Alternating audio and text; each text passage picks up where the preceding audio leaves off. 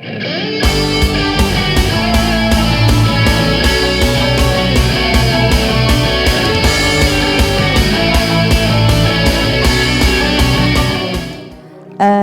mungkin yang tadi ditanya sama Kak Imelda, siapa yang panggilan imam?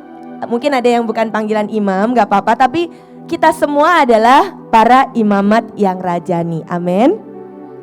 Karena 1 Petrus 2 ayat 9 berkata, kita adalah imamat yang rajani, umat kepunyaan Allah sendiri. Nah, sebentar saya akan cerita, walaupun nanti ini adalah beberapa tentang pengajaran. Jadi sebenarnya panggilan imam itu dapat teguran dari Tuhan. Panggilan imam itu dapat teguran dari Tuhan. Jumlah imam, panggilan imam itu ada 260 di grup.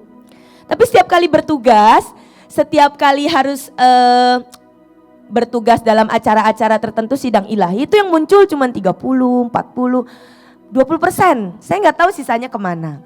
Nah, ketika kami ngomel-ngomel, kami yang kena marah sama Tuhan. Tuhan ngomong seperti ini, kalian juga gak pernah mendidik para imam. Yang ada adalah kalian ngasih tugas, kasih perintah, tapi kalian gak pernah ngasih makan, ngasih bekal secara pengajaran sehingga mereka berdiri dengan pengertian.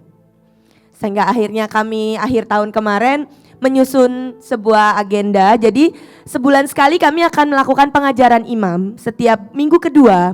Dan ini adalah yang pertama, nanti sampai sepanjang Desember kalau Tuhan tidak mengubah dan memberi kurikulum baru. Tapi ini agenda kita bersama.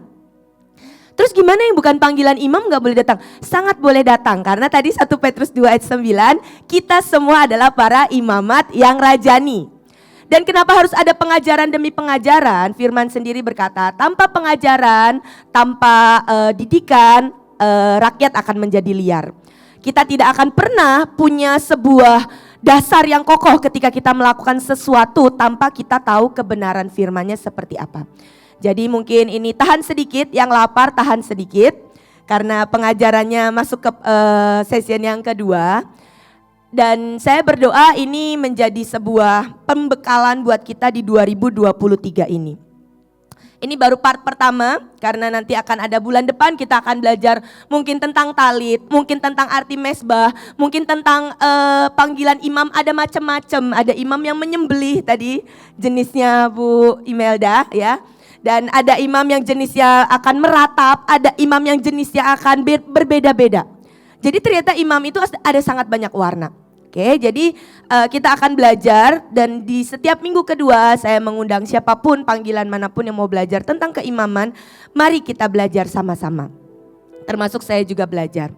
Ya, yang pertama tentang tabernakel dan keimaman. Saya cuman di part ini saya cuman pengen kasih sebuah statement bahwa semua yang berhubungan dengan keimaman, imamat yang rajani, tentang imamat yang rasuli, dan semua tentang keimaman, itu inisiatifnya dari Tuhan. Bahkan di Alkitab ada satu kitab sendiri namanya Imamat. Itu membahas semua peraturan keimaman.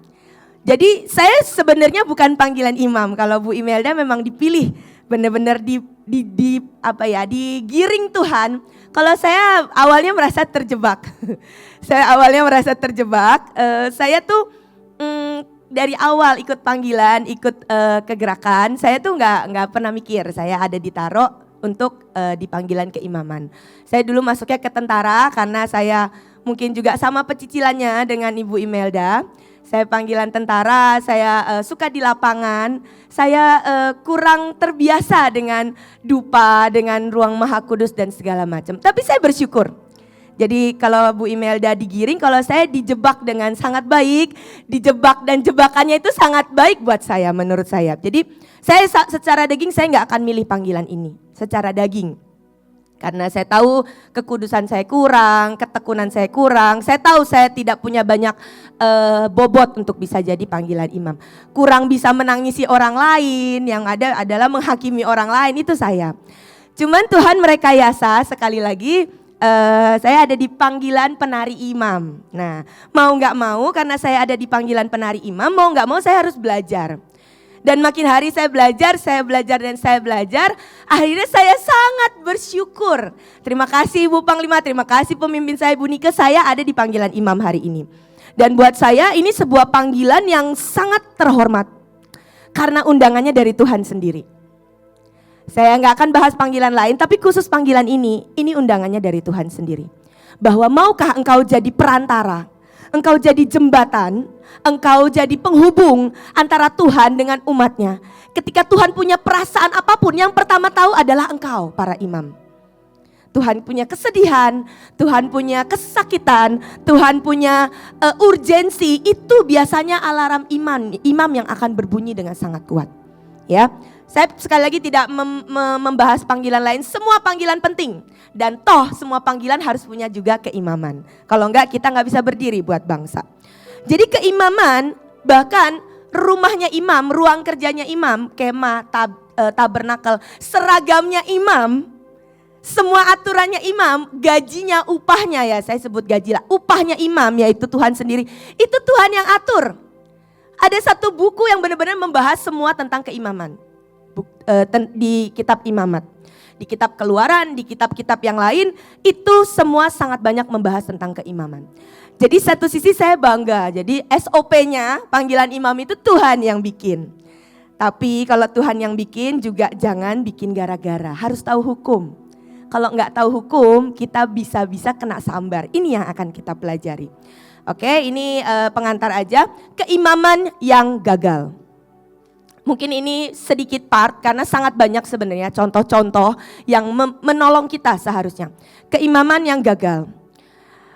Keimaman yang gagal, beberapa poin yang saya mau share di sini adalah, salah satu adalah terlalu mendengar suara rakyat, mau menyenangkan rakyat, memilih jalan yang instan.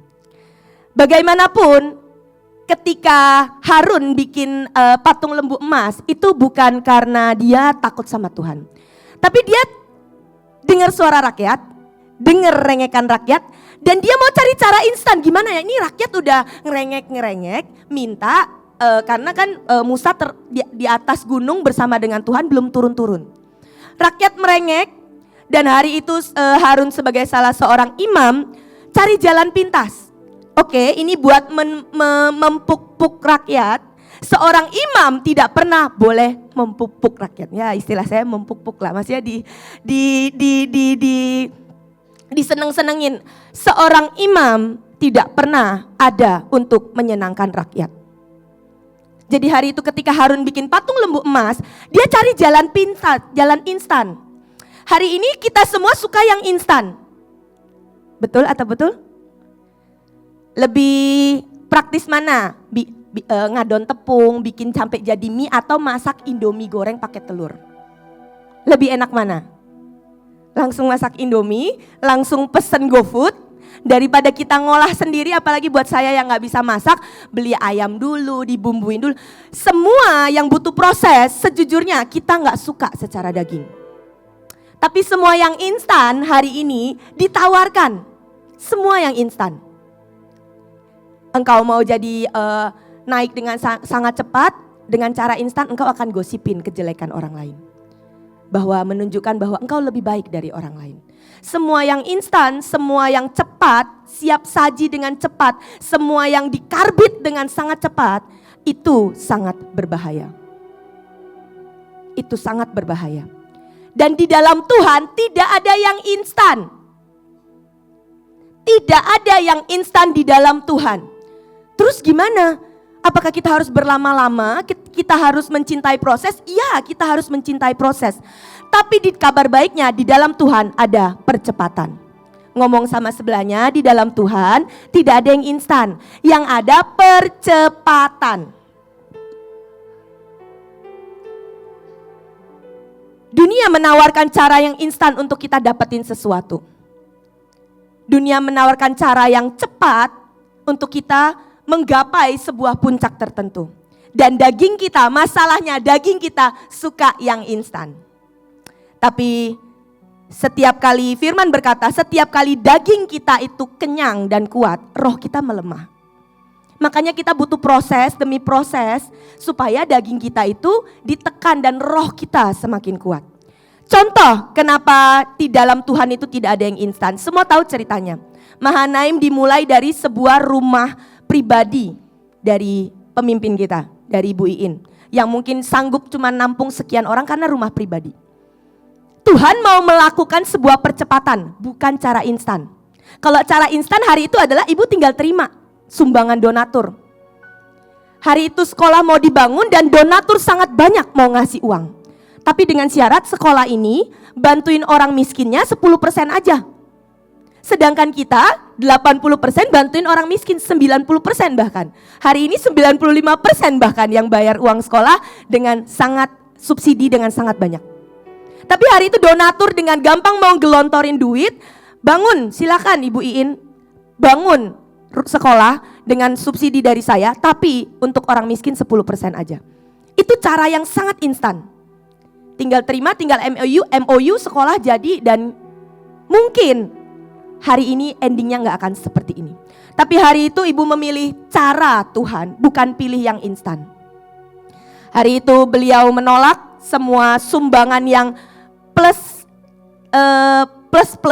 syarat. Hari itu beliau jalan dengan Tuhan. Dan apa yang terjadi? Beliau beliau kehilangan anaknya. Kita semua tahu ceritanya. Hari itu ledakan dari yang mungkin cuman punya sangat sedikit. Jiwa-jiwa yang datang ke rumah singgah, jiwa-jiwa yang dilayani di sekolah semua sangat sedikit. Hari itu ada sebuah proses yang Tuhan kerjakan. Sebuah proses percepatan yang kalau diresponi dengan benar itu mengerjakan akan sangat dahsyat. Hari itu ibu berespon dengan sangat benar, dengan sangat tepat dan menyukakan hati Tuhan. Beliau kehilangan anak kandungnya sendiri. Miss Iren juga mengalami, Miss Iren itu yang pegang sekolah, mengalami yang namanya proses percepatan, skenario yang daging gak ngerti. Tapi mereka orang-orang yang merespon dengan sangat ajaib.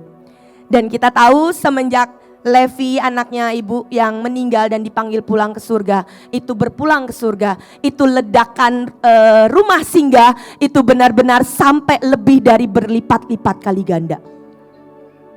Ketika Bu Iren merespon dengan sangat baik, apapun yang terjadi, proses Tuhan yang terjadi, hari itu sekolah meledak dengan sangat ajaib sampai hari ini. Itu bukan jalan instan. Dagingnya diproses sedemikian rupa dengan Tuhan. Para imam, hari ini Tuhan tuh suka lemak, suka daging. Kalau daging kita diproses, daging kita mengalami yang namanya skenario yang tidak enak, jangan pilih jalan instan. Jangan pilih engkau kabur, marah, keluar aja dari panggilan, itu bodoh. Karena apa? Siapa tahu itu sebuah jalan percepatan yang Tuhan sedang mau beri buat hidup kita. Siapa tahu itu sebuah jalan percepatan yang membuat hidup kita mengalami loncatan gak cuma 1-2 kali lipat, bisa 10 kali lipat, 30 kali lipat, 70 kali lipat, 100 kali ganda. Alkitab mencatat seperti itu. Di bukunya Rick Joyner saya sangat diberkati. Rick Joyner tuh berkata seperti ini, saya ingat banget bukunya, saya baca seperti ini. Perjalanan kita, pelayanan kita, panggilan kita ke Tuhan itu seperti naik gunung, destiny kita. Makin lama makin tinggi, makin lama makin tinggi. Dan semua orang di dalam penglihatannya Rick Joyner, semua orang naik ke gunung panggilan, gunung destiny. Semua mengerjakan dengan bersusah payah, makin tinggi, makin makin capek, makin lelah, tapi semua orang mengerjakan. Dan di penglihatan itu Rick Joyner melihat sebuah pintu. Sebuah pintu di pojok, di sudut sebuah gunung itu. Pintunya itu gak banyak orang yang mau lewat, gerbang. Orang ngelewatin jalan yang besar, yang lazim, yang normal. Tapi ada sebuah jalan yang itu shortcut. Ketika engkau mau lewatin gerbang itu, tiba-tiba engkau akan melewati beberapa tikungan, engkau akan sampai hampir puncak. Tapi gak banyak yang mau lewat pintu itu. Ketika dia deketin dan dia lihat penglihatan itu, tahu apa yang tertulis di pintu gerbang? Gerbangnya tulisannya adalah diomongin orang. Saya gak heran kenapa Bahtera melesat dan melejit dengan sangat ajaib. Ketika dimulai dari 6 hamba Tuhan, hari itu Tuhan lewatin proses diomongin orang. Kita tahu kita jadi omongan se-Indonesia, kita jadi omongan satu dunia. Kalau mungkin ada cabang gereja di luar antariksa, mungkin kita jadi omongan juga. Tapi ternyata ketika kita diomongin itu membuat Bahtera meledak dengan sangat ajaib. Nggak butuh waktu lama, Bahtera ada di 34 provinsi. Hari itu masih 33 malah. 27 malah. 27 provinsi, naik 33 provinsi, sekarang 38. Tiba-tiba semua terbuka di seluruh provinsi. Bahtera melesat dengan sangat ajaib. Karena apa? Diomongin orang. Baik, kebayang gak kalau Tuhan gak ngelewatin jalur percepatan? Mungkin jalannya akan sedikit lebih lama. Jadi hari ini kalau engkau banyak diomongin orang, diomongin orang tuh pasti disalahpahamin. Benar ya? Pasti diomongin yang jelek-jelek. Kalau itu engkau alamin, bersyukur hari ini. Responi dengan baik. Supaya apa? Supaya engkau tiba-tiba ada di sebuah kereta percepatan. Kalau orang banyak ngomongin kamu di belakang, itu artinya kamu di depan. Ngerti gak Bapak Ibu? Kalau kalian yang ngomongin orang, berarti orang itu ada di depan, kalian tertinggal di belakang. Tapi kalau banyak yang ngomongin saudara di belakang karena mengerjakan lawatan, ngerjain panggilan Tuhan, bersyukur artinya kalian di depan lebih maju. Orang gak akan ngomongin orang yang di belakang karena yang mereka lihat yang di depan. Bersyukur aja kalau diomongin, ya. Karena itu adalah jalan percepatan. Itu jalan-jalan yang sangat baik.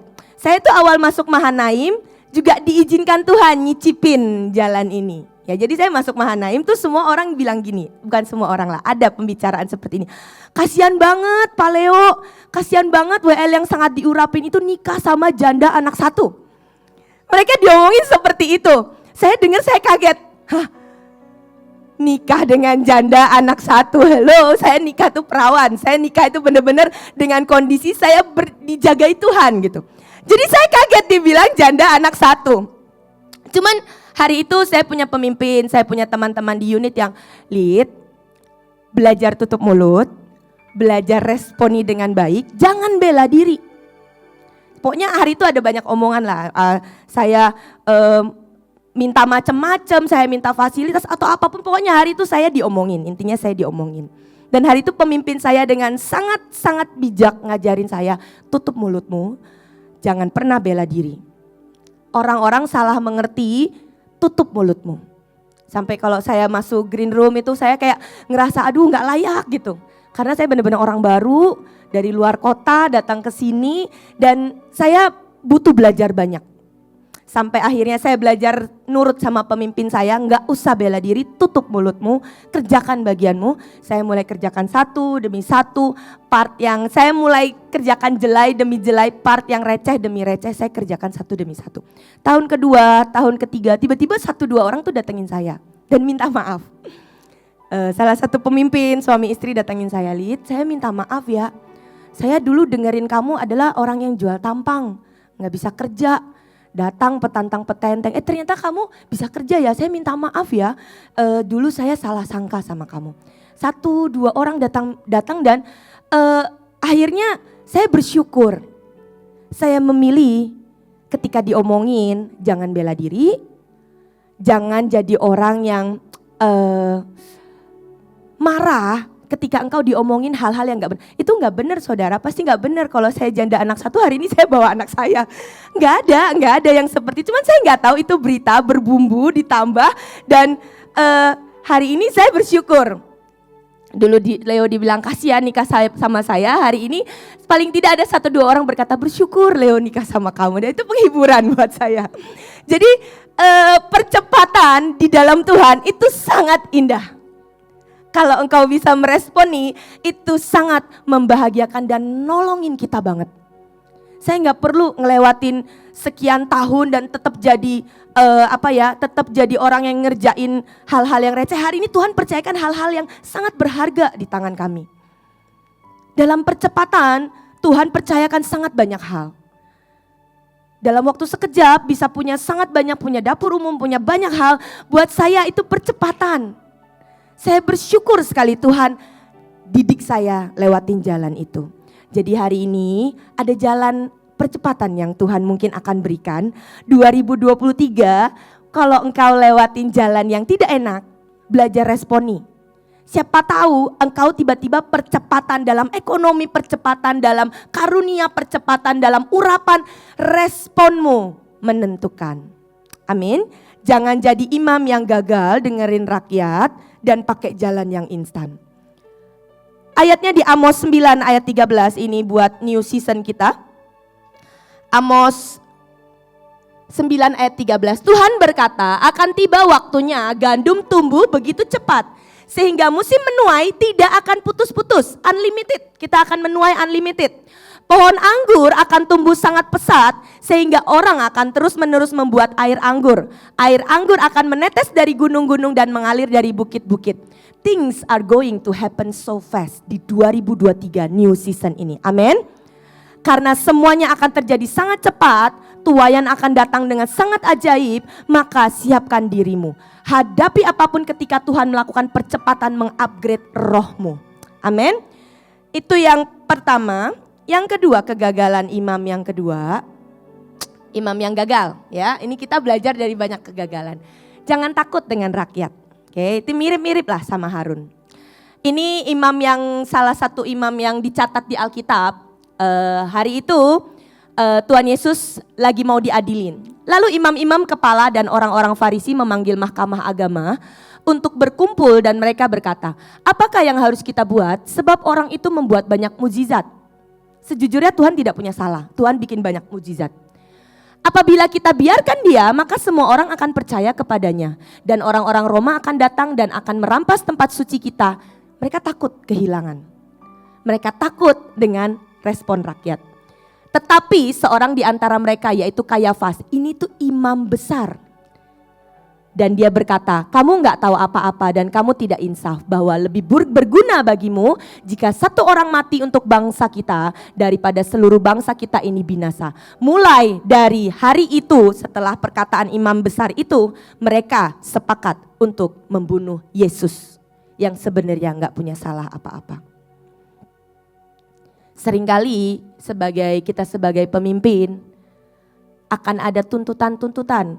Kok kamu nggak tegur dia, kok kamu nggak beresin ini, kok kamu nggak, kok begini begitu dan segala macam. Hai engkau yang menggendong panggilan, belajar duduk tenang, tanya Tuhan. Jangan sampai engkau mengambil keputusan yang salah, jangan sampai engkau memotong dan membunuh kebenaran. Hanya karena apa? Engkau takut dengan rakyat, engkau takut dengan massa, dengan orang banyak. Engkau takut kehilangan rakyat, engkau takut kehilangan kursi. Itu sangat jahat di mata Tuhan. Walaupun mungkin mereka dalam skenario Tuhan memang mereka harus ada dalam bagian orang-orang yang ikut menyalibkan Yesus. Tapi bukankah sangat mengerikan seorang imam besar gak bisa lihat kebenaran? Ketika orang yang jelas-jelas gak salah, dia gak bisa berdiri jadi imam yang benar. Bukankah sangat mengerikan kalau kita berdiri gak bisa, bahkan kalau yang kita pertahankan jahat pun kita harus berdiri kok membela. Benar kan? Bangsa kita sangat jahat pun kita harus berdiri kok untuk membela, mempertahankan supaya Tuhan tidak menjatuhkan murkanya. Lah ini jelas-jelas pribadinya gak salah Tuhan Yesus, tapi seorang imam besar gak bisa melihat kebenaran. Hati-hati kalau kita mulai takut dengan rakyat. Keimaman yang gagal yang selanjutnya, mempersembahkan api asing. Ini mungkin semua tahu ceritanya di Imamat 10 ayat 1 sampai 2. Kemudian anak-anak Harun, Nadab dan Abihu masing-masing mengambil perbaraannya, membubuhkan api ke dalamnya serta menaruh ukupan di atas api itu. Dengan demikian mereka mempersembahkan ke hadapan Tuhan api yang asing yang tidak diperintahkan kepada mereka. Awalnya saya baca cerita ini saya pikir Tuhan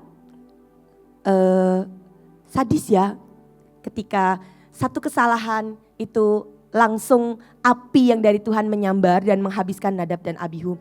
Tapi ketika saya baca dari beberapa literasi lagi, kejahatan mereka ini memang luar biasa Bapak Ibu. Saya baca dari beberapa literasi yang lain, Nadab dan Abihu ini mempersembahkan api asing ketika hari pentahbisan bait suci hari itu, pentahbisan tabernakel. Jadi mereka sudah keluar dari Mesir, Tuhan suruh bikin tabernakel, bikin bait Allah, kemah suci Tuhan. Dan hari itu hari pentahbisannya.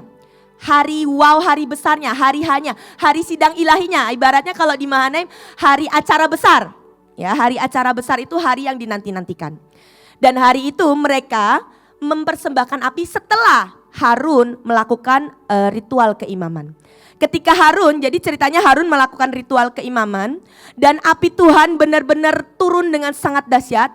Dan itu bikin wow 12 suku, bikin wow sekian juta orang Israel hari itu. Dan mereka mengagumi kemuliaan Tuhan. Nadab dan Abihu tanpa sadar merasa seseorang, merasa mereka adalah pangeran imam. Mereka berpikir mereka bisa tebeng di kemuliaan itu. Ketika saya baca literasinya ternyata sangat banyak celah-celahnya Nadab dan Abihu. Mereka pengen ikut-ikutan kelihatan keren seperti Harun. Jadi mereka ketika melihat wow ini kan berdua anaknya Harun. Mereka ngelihat bapaknya melakukan sebuah prosesi keimaman dan itu hadirat Tuhan dan kemuliaan Tuhan sangat ajaib karena itu pentahbisan bait suci. Mereka berpikir karena mereka anaknya Harun, mereka bisa ikut nebeng kekerenan dari bapaknya. Jadi hari itu Tuhan gak nyuruh mereka, tapi mereka melakukan dan akhirnya Tuhan langsung menyambar mereka. Beberapa poin lagi kekurang ajaran mereka, ini saya baca dari literasi yang lain, dari kitab Talmud dan selain dan beberapanya. Kekurang ajaran mereka adalah mereka juga sangat berperilaku santai dan tidak hormat sebelum sidang ilahi. Jadi mereka ceritanya mereka minum. Ada literasi yang mencatat mereka itu minum, bahkan di Alkitab juga ada. Mereka itu minum, mereka minum-minum. Mereka menikmati anggur sampai menjelang mendekati acara sidang ilahi. Saya nggak tahu anggur apa yang mungkin iblis sering banget sodorkan. Ketika setiap kita yang sudah menggendong panggilan ini, dan kita bisa sangat mudah mabuk dengan sangat banyak anggur. Ketika kita orang yang gendong panggilan dan tidak menghormati, ketika kita harus berdiri jadi pelayan para imam-imamnya Tuhan, itu sangat celah buat Tuhan. Lalu ada literasi yang berkata juga seperti ini. Mereka ini merasa gak ada yang cukup level dengan mereka, Nadab dan Abihu. Mereka tuh tidak menikah bukan karena mereka dapat dari Tuhan. Mereka tuh hari itu tidak menikah karena merasa gak ada wanita yang cukup layak menjadi pendampingku atau menjadi istriku. Aku ini sangat high class. Jadi ada literasi berkata seperti ini. Mereka berkata, omku itu seorang raja, Musa. Seorang pangeran. Bapakku Harun itu seorang imam besar. Jadi aku adalah pangeran-pangeran imam yang sangat high class. Siapa kamu sehingga layak berdampingan dengan aku? Ada literasi yang mencatat beberapa karakteristik dari Nadab dan Abihu. Dan ketika mereka merasa mereka sangat layak, mereka orang high class, mereka orang yang tidak sepadan dengan kalangan bawah. Ada literasi juga yang mencatat mereka hari itu berjalan, Musa dan Harun dan mereka berdua di belakang. Musa dan Harun sedang berbicara dan kitab itu mencatat bahwa mereka ngobrol. Mereka dengerin omnya sama bapaknya lagi ngobrol. Dan mereka berdua tuh berbicara seperti ini. Nadab, ya Abihu, kira-kira mereka berdua siapa yang mati duluan ya? Nanti kalau mereka mati duluan, kita berdua siapa yang menggantikan ya? Mereka dengan sangat merasa layak, sangat merasa mereka seseorang, mereka berbicara tentang mereka menunggu kematian dari ayah dan omnya dan mereka akan merasa layak untuk menggantikan. Ternyata pembicaraan seperti itu saja itu sangat dibenci Tuhan. Ketika kita merasa layak, ketika kita merasa kita seseorang yang sangat harus dihormati, sekalipun itu yang bayar orang tua kita. Ketika Nadab dan Abihu gak pernah ngaca mereka punya bobot apa, itu membuat mereka sangat ringan di hadapan Tuhan. Sehingga ketika mereka ikut-ikutan mempersembahkan api, dianggap Tuhan itu api asing. Karena Tuhan gak pernah nyuruh. Bobot mereka sesungguhnya belum pernah nyampe.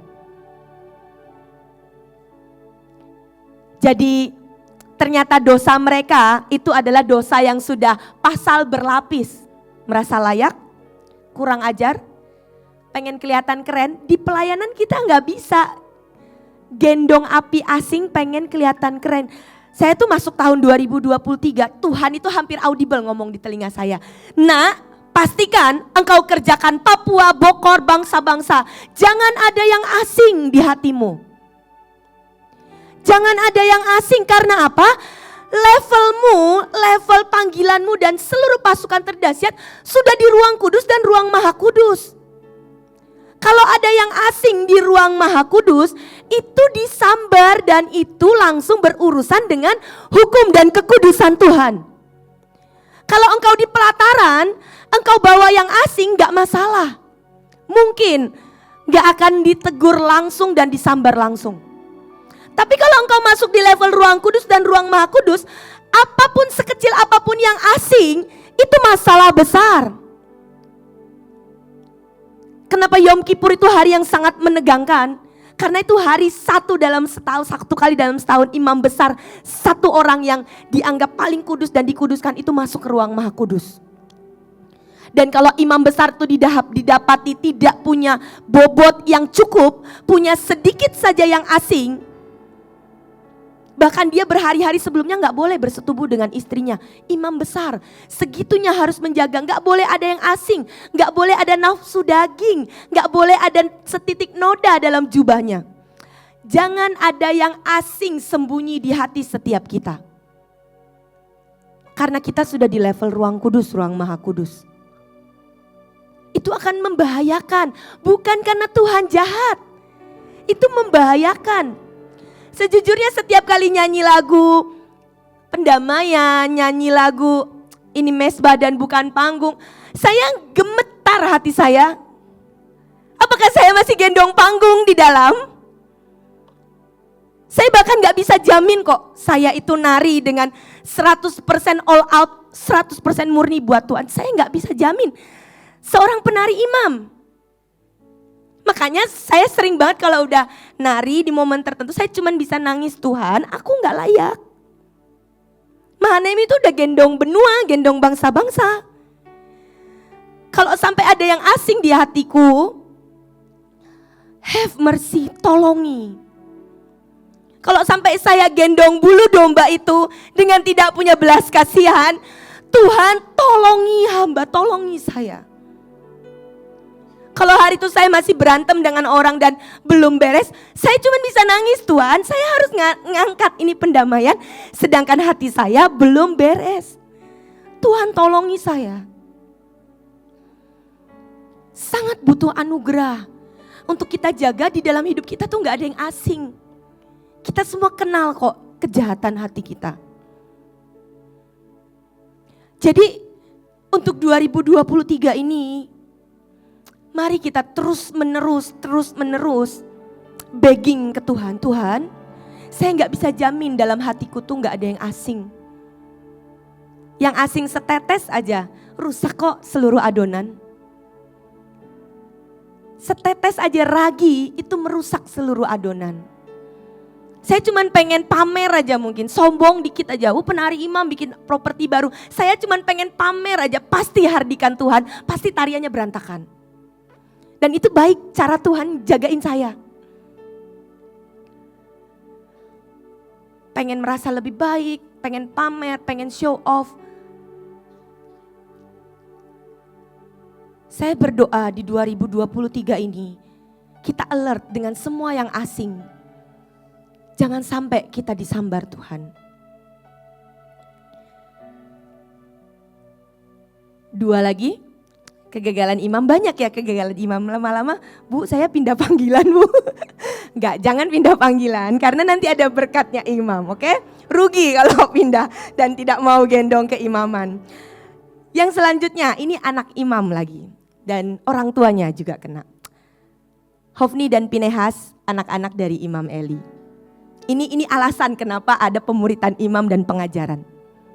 Tuhan bilang, engkau para pemimpin imam, kalau engkau tidak mendidik, engkau tidak mau ngajar, engkau gak ada bedanya dengan Eli. Engkau tidak mau mengajarkan dan mengeluarkan dan harus menunjukkan pedang kebenaran. Engkau merasa udah gak apa-apa lah, gak datang gak apa-apa, gak usah ditegur. Engkau gak ada bedanya dengan Eli dan nasibnya sangat mengenaskan. Saya kalau baca ceritanya cukup panjang, tapi semua tahu Eli itu punya anak Hofni dan Pinehas. Hofni dan Pinehas ini kurang ajarnya na'udzubillah, benar-benar luar biasa. Kalau yang tadi kan Nadab dan Abihu, mereka merasa mereka elit, nggak perlu, nggak ada wanita yang layak buat mereka. Kalau ini kebalikannya. Mereka ini ya kita baca deh ya kalau nggak percaya, kejahatan anak-anak Eli. 1 Samuel 2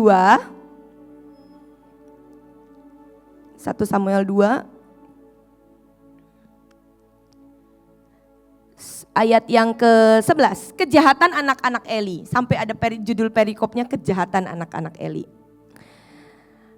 Ayat yang ke-12, 1 Samuel 2 ayat 12. Adapun anak-anak lelaki Eli adalah orang-orang dursila. Mereka tidak mengindahkan Tuhan, itu satu kesalahannya. Adapun hak para imam terhadap bangsa itu, setiap kali seseorang mempersembahkan korban sembelihan, sementara daging itu dimasak, datanglah bujang imam. Ini bujangnya loh yang disuruh. Bujang imam membawa garpu bergigi 3 di tangannya dan dicucukkannya ke dalam bejana, atau ke dalam kuali, atau ke dalam belanga, atau ke dalam periuk. Segala yang ditarik dengan garpu itu ke atas, diambil imam itu untuk dirinya sendiri. Demikianlah mereka memperlakukan semua orang Israel yang datang ke sana ke Silo. Bahkan sebelum lemaknya dibakar, bujang imam itu datang lalu berkata kepada orang yang mempersembahkan korban itu. Sebelum dibakar udah diminta. Berikanlah daging kepada imam untuk dipanggang, sebab ia tidak mau menerima daripadamu daging yang dimasak, hanya yang mentah saja. Apabila orang itu menjawab, bukankah lemak itu harus dibakar dahulu, kemudian barulah ambil bagimu sesuka hatimu. Sebenarnya memang ada jatahnya loh para imam. Tapi mereka melawan dan mereka berkata, sekarang juga kasih enggak? Kalau kamu enggak kasih, aku akan ambil dengan kekerasan. Dengan demikian sangat besarlah dosa kedua orang muda itu di hadapan Tuhan, sebab mereka memandang rendah korban untuk Tuhan. Dan di 1 Samuel yang lain berkata, mereka juga orang yang sembarangan terhadap pelayan-pelayan wanita di pintu gerbang. Mereka sembarangan, mereka bisa tidurin sembarangan, mereka melakukan kenajisan dan kejahatan, dan mereka tetap merasa layak melayani Tuhan. Hari ini kami penari itu adalah para pelayan imam, pelayan mesbah, para pemusik, para WL, para singer, kami adalah orang-orang yang melayani di mesbah. Seberapa sih dari kami yang mungkin gak didandanin Tuhan sedemikian rupa? WL kalau udah pegang mic, udah diurapi dan hadirat Tuhan, mendadak ganteng kok. Dulu siapa yang bilang Obaja ganteng? Mungkin biasa aja. Hari ini semua wanita-wanita di provinsi bilang Kak Obaja ganteng. Dulu siapa yang bilang Christian Lazarus luar biasa? Dia biasa aja. Tapi ketika dia makin diurapi, hari ini Christian Lazarus bintangnya di rock. Sebuah keimaman ketika kita gendong, kita bawa bobot kemuliaan Tuhan dan tiba-tiba kita jadi wow. Tiba-tiba siapa aja yang pakai jubah jadi ganteng dan cantik dan diurapi. Tapi apakah para imam yang seperti itu bisa pakai itu untuk, karena aku ganteng nih aku bisa pacarin siapa aja. Di sini gak banyak anak muda ya. Karena aku diurapin, aku bisa deketin siapa aja mau jadi pacar aku. Ya karena nggak ada anak-anak rock di sini. Jangan pernah pakai pengurapanmu, jangan pernah pakai keimamanmu, jubah panggilanmu yang kau sangat diurapi untuk engkau meremehkan dan engkau jadi orang yang sangat punya nafsu yang rendah.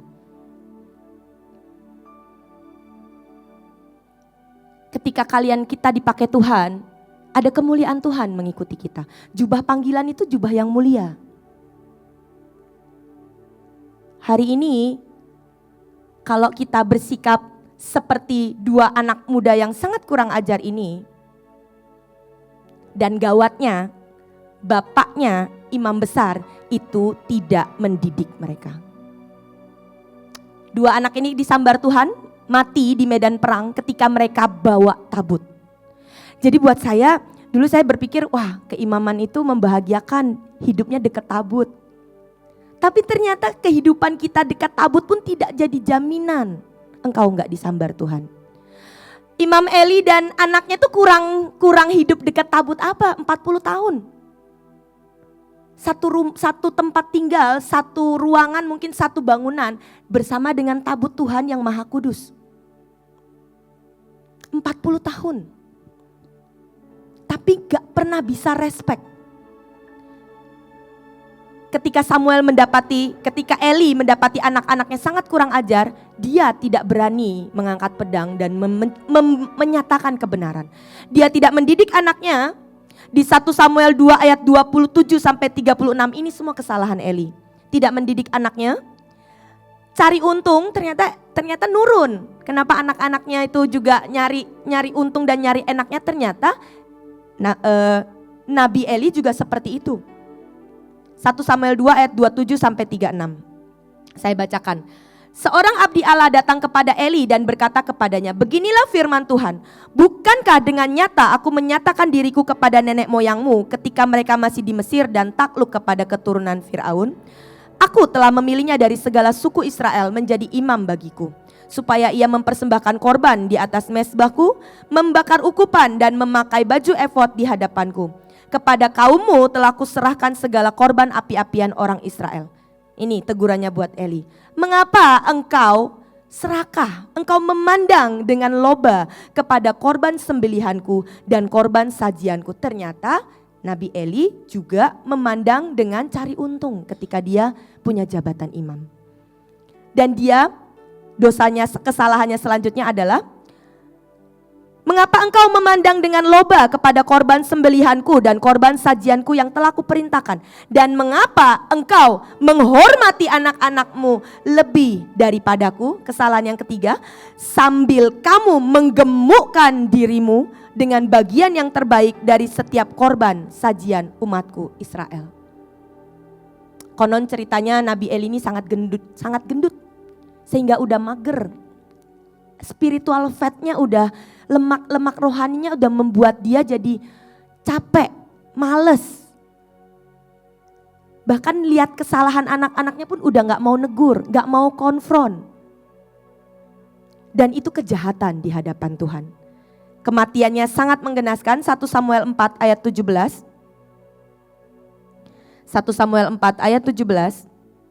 Benar-benar kematian seorang imam yang sangat tidak proper, tidak elegan. 1 Samuel 4 ayat 16 dulu saya baca. Kata orang itu kepada Eli, aku datang dari medan pertempuran. Baru hari ini aku melarikan diri dari medan pertempuran. Kata Eli, gimana keadaan anak-anakku? Jawab pembawa kabar itu, orang Israel melarikan diri dari hadapan orang Filistin, kalah besar diderita oleh rakyat. Lagi pula kedua anakmu Hofni dan Pinehas sudah tewas dan tabut Allah sudah dirampas. Ketika disebut tabut Allah itu, jatuhlah Eli telentang dari kursi di sebelah pintu gerbang. Batang lehernya patah dan ia mati di tempat. Sebab telah tua dan gemuk orangnya. 40 tahun lamanya ia memerintah sebagai hakim atas orang Israel. Bukan kematian dari sebuah panggilan yang terhormat seperti ini yang Tuhan mau. Seorang imam 40 tahun jagain tabut, matinya jatuh dari kursi, lehernya patah dan terlentang kegendutan. Kita kalau gak berani ngangkat pedang, didik pasukan, menyatakan kebenaran, kita salah loh di hadapan Tuhan. Hari itu menyedihkanlah Imam Eli ngedengar anak-anaknya mati, mendengar tabut Tuhan dirampas, dan dia tidak punya kesempatan untuk bertobat. Dan dia mati di tempat, seketika lehernya patah, terlentang kegendutan. Buat saya panggilan imam itu sebuah kehormatan, tapi mari kita jadi imam yang tidak mempersembahkan api asing. Cek jangan ada yang asing di hati kita. Mari kita jangan jadi imam yang takut dan pilih jalan instan setiap kali tuntutan itu datang dari rakyat. Jangan jadi imam yang takut kehilangan kursi. Jangan jadi imam yang tidak mendidik generasi. Kita salah di hadapan Tuhan. Kenapa para pria-pria itu disebut imam dalam keluarga? Tugas mendidik itu memang benar-benar tugas seorang imam. Anak-anaknya jadi seperti apa itu hasil didikan dari bapak dan ibunya. Paling enggak kita semua tuh imam di keluarga kita masing-masing. Engkau yang sudah berkeluarga. Engkau yang keluargamu belum bertobat, engkau satu-satunya anak Tuhan, engkau imam di tengah keluargamu. Engkau para pemain musik, engkau para penyembah, para penari, kita imam di setiap kali ibadah dan sidang ilahi. Jangan ada yang asing. Jangan kita tidak mendidik generasi. Jangan kita terlalu gendut dan mager untuk mendidik sekali lagi. Mendidik itu effort Bapak Ibu. Harus ajak bareng, ketemu bareng, kadang-kadang harus ditraktir, harus diajarin firman. Kalau ulang tahun kita harus merhatiin, mendidik itu effort. Tapi kalau kita tidak mendidik dengan pedang, dengan kebenaran, dengan pelukan, dengan bebatan, dengan apapun yang Tuhan mau untuk kita alirkan, kita salah di hadapan Tuhan. Slide yang terakhir sebelum kita tutup. Ini berkat buat para imam ya. Jadi nggak cuman yang kegagalan-kegagalannya itu harus kita waspadai supaya kita tidak mengulangi kesalahan yang sama. Tapi saya bersyukur ada sebuah janji Tuhan buat semua para imam. Kita akan melihat sama-sama di Yeremia 31. Sungguh, maaf typo, akan datang harinya bahwa para penjaga akan berseru di gunung Efraim. Ayo marilah kita naik ke Sion menghadap Tuhan Allah kita. Kabarkanlah, berserulah, berikanlah pujian dan katakanlah, ya Tuhan selamatkanlah umatmu. Ini seruan para imam. Selamatkanlah umatmu sisa Israel. Aku akan memuaskan jiwa para imam, kata Tuhan. Aku akan memuaskan jiwa para imam. Aku akan memberi mereka apa? Tuhan akan kasih kita mepet. Tuhan akan memberikan kita lebih dari cukup. Dan menghujani umatku dengan hadiah-hadiah.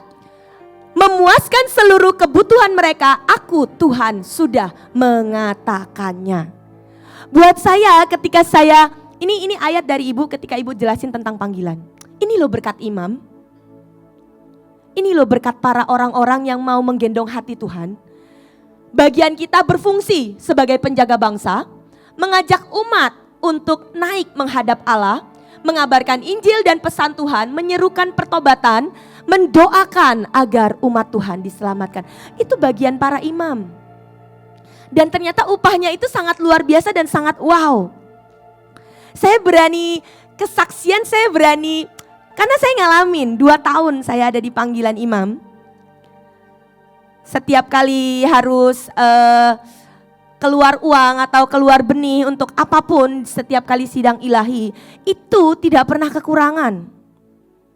Saya sangat exciting sekali setiap acara dan harus mempersiapkan sesuatu karena saya sudah ngalamin berkali-kali. Saya makin mengerjakan dan melakukan buat Tuhan, hadiah-hadiah tidak terhingga dan tidak terduga dari Tuhan, itu menghujani. Saya pernah ada satu acara retret 2 tahun yang lalu kalau gak salah. Hari itu saya tugasnya nyiapin 3 atau 4 hal. Kue profetik, habis itu workshop, habis itu harus nyiapin kertas untuk pelantikan, anggur khusus untuk pelantikan. Hari itu saya berdoa Tuhan, saya punya THR Desember. Saya mau pakai THR saya mau pakai PK saya. Singkat cerita itu saya pakai semua dari apa yang saya punya. Saya siapkan saya nggak tahu untuk berapa ribu orang, saya siapin 4 hal itu. Nyiapin workshop itu lumayan Bapak Ibu, mesti nyiapin gunting untuk 400 orang, lem untuk 400 orang, properti barang untuk 400 orang, bukan 400 orang, sekian ribu hari itu.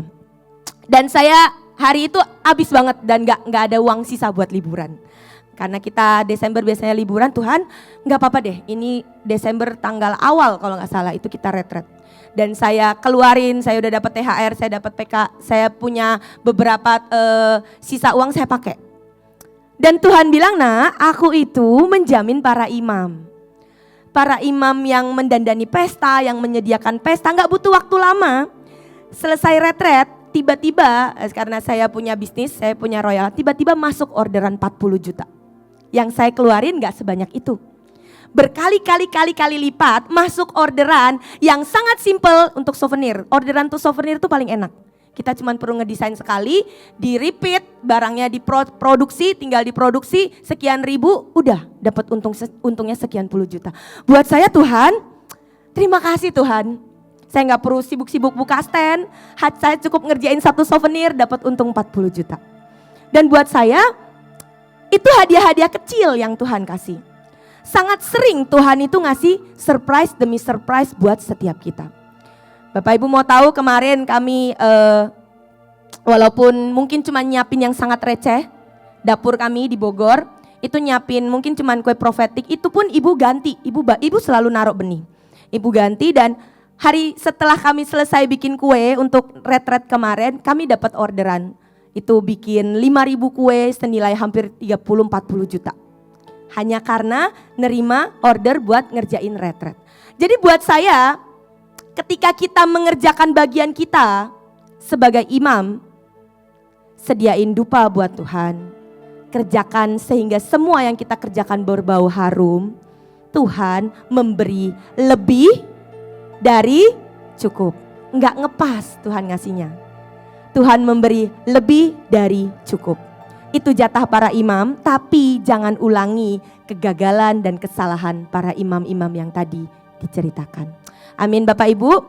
Oke, ini karena ini sesi pengajaran, saya berdoa Bapak Ibu bisa mungkin kalau nanti ada PPT-nya di grup imam saya akan share, biar dipelajari lebih lagi, mari kita kerjakan panggilan kita lebih lagi.